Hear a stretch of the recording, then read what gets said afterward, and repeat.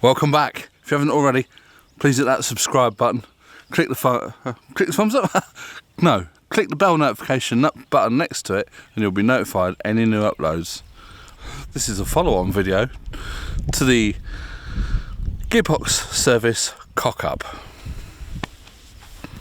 So after all the comments saying that I'm not a mechanic, you should have taken it to a garage, this, that and the other, blah blah blah.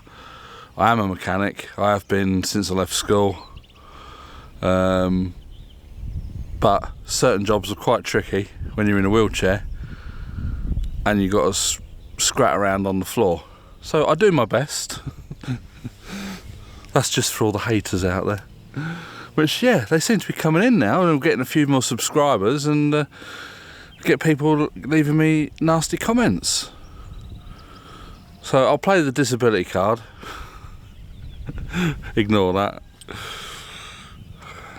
I'm disabled, not unable. That's the word. Anyway, yeah, so I should say I was a mechanic for about over 20 years. Anyway, back to the Range Rover. Where did we leave off? Oil was drained out, filter was off, couldn't get the filler bung out.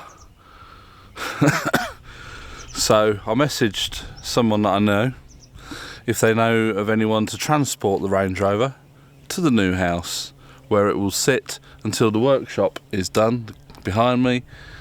We've got a 2-post lift in there. I can get a bit up in the air and recon the gearbox. But it turns out, he says, well, I'll go and have a look and see if he can get it out. While we was away, he popped round to the house, took the prop shaft right off and managed to get the bung out. It was way too tight. In the end, I think he put some mole grips on it, a little tap with a hammer, managed to get it off. So, Mark Piercy, thank you very much. You're a bloody star. We'll catch up with you when we get back over to the other house next week. Drama has unfolded this week, which is why the Range Rover is here today. We've had my cousin staying, and I was driving him around in the Audi.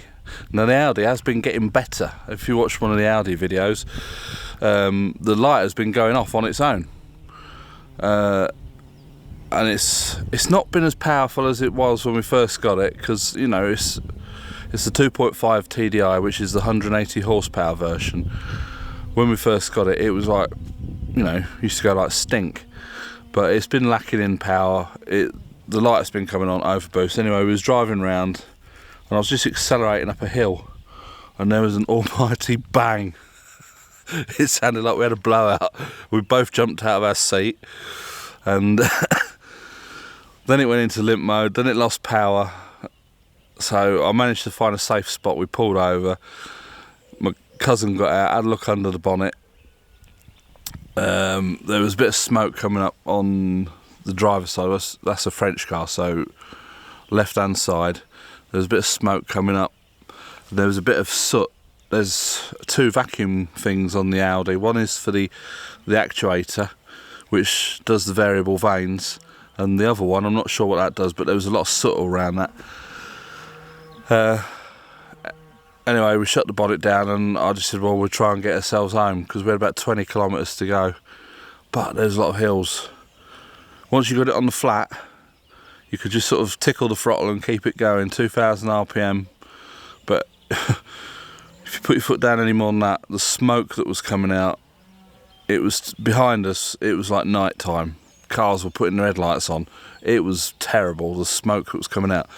So I think what's happened is it's blown an intercooler hose on, which must come out the turbo and run down the left-hand side, because I think the intercooler on that is underneath the wing and front bumper on the left-hand side.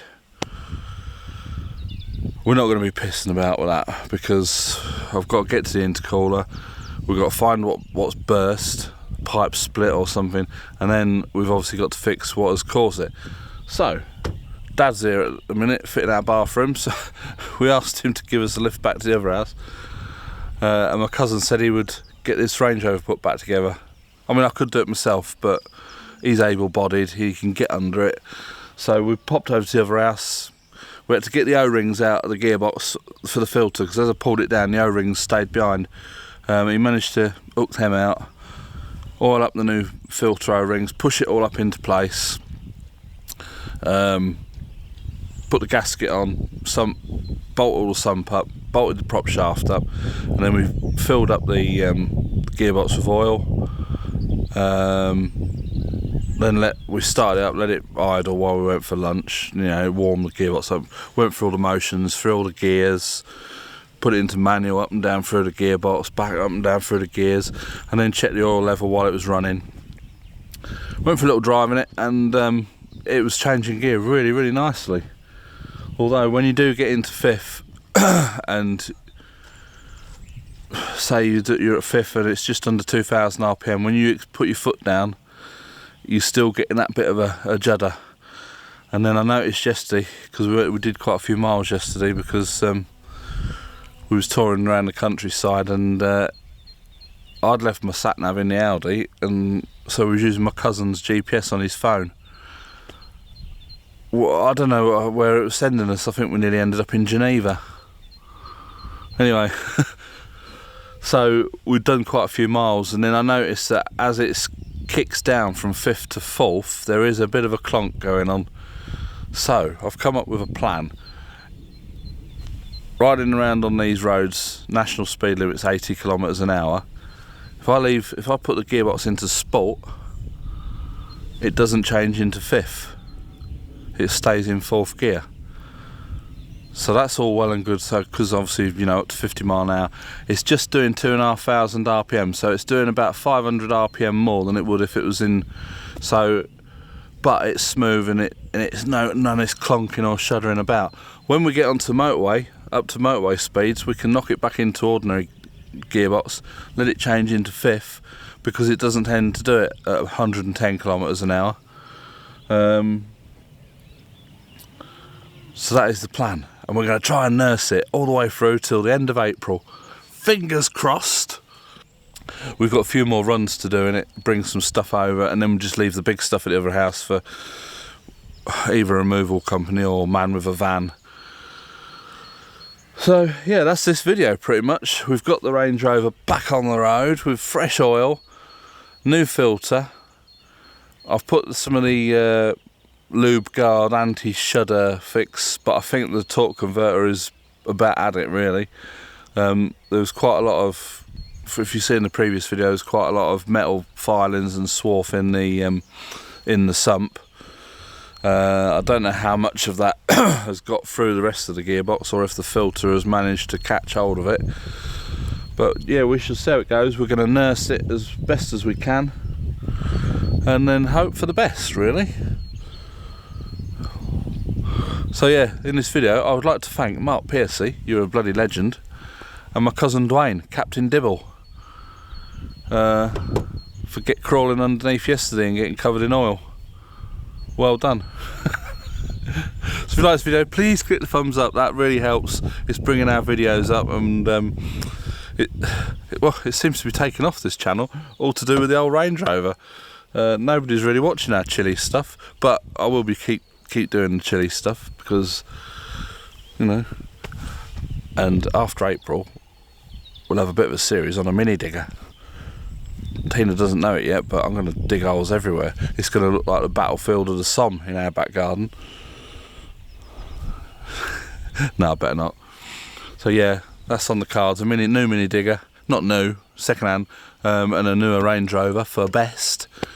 And then we're going to have to get the Audi fixed. Oh, always a drama with cars, isn't it? And yeah, by the way, I've got my Crocs on again. It's safety footwear. I've had a lot of comments on my Crocs. Anyway, that's it for now. I'll catch you in the next video. So from me and Tina, wherever she is, she was walking the dogs, but the dogs are sat here. It's bye for now.